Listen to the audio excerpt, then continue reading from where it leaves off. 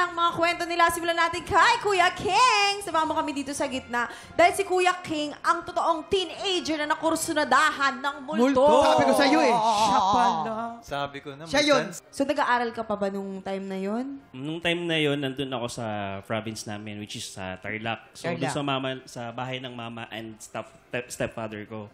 Then, one time, naisipan naming manood ng TV ng pinsan ko at kaibigan namin together. So, nung time na yon, gabi na. Then, biglang nag-blackout. Doon po yung unang first encounter ko doon sa multo na yon, which is White Lady. White Huh? lady. Na ano ba yung nagpakita pa siya? Nagpakita. Agad yung nagparamdam lang? Nakita ano? mo? Nagparamdam po siya at the same time, parang nung time na yon, dahan-dahan po siyang umupo sa paanan ko. Kasi nung time po na hindi po kami makagalaw that time na, kasi madilim, buong paligid, all black.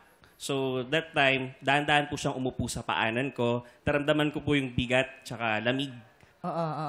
Paano mo Sa- nalamang white lady? Ba't hindi tiyanak? May kwento na po talaga dun na meron na po talagang white lady dun Sa bahay. na yon, which is may binabantayan daw po. Tsaka may mga nakakakita ng ibang tao.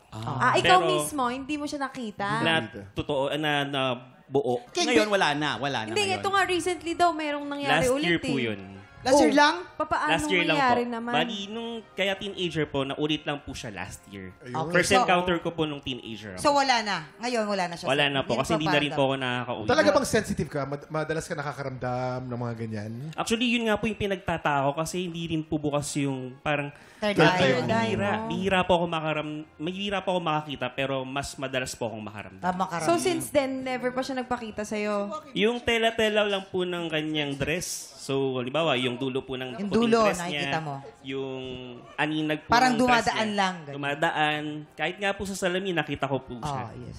After Basta, that alam mo, encounter. ipag-pray mo yung sarili mo Totoo at, yan, at ma'am. ipag-pray mo siya. Oo. Kasi yung mga ganyan naghahanap lang ng dasal yan. Pag nabigyan mo yan ng prayer at nakatawid siya doon sa liwanag. Ayaya. Yan.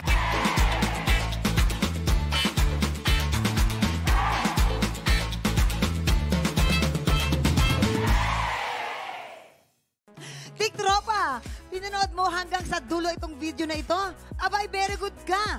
For more happy time, watch more TikTok Lock videos on our official social media pages and subscribe to GMA Network official YouTube channel.